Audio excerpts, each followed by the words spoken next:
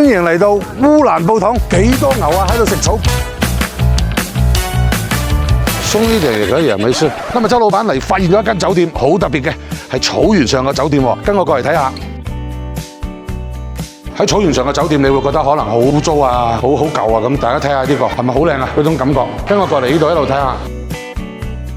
哇！呢個咧就係大堂後邊嘅房啦，你可以睇到係咪好特別啊？呢啲一座座嘅咧就已經係酒店房嚟嘅，好似人哋蒙古包咁。不過依家現代化好多。跟住後邊咧就係草原啦。過嚟呢度睇睇，我哋喺酒店一落嚟呢度就係一個草原，大家你可以睇到好靚好靚。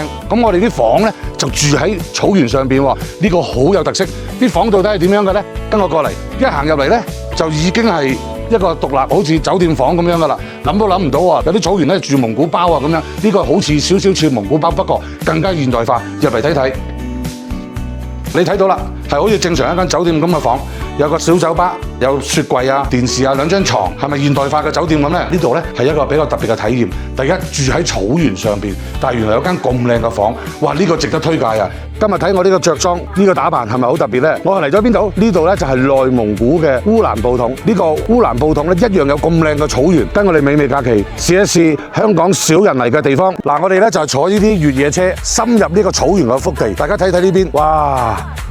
幾多牛係嘛？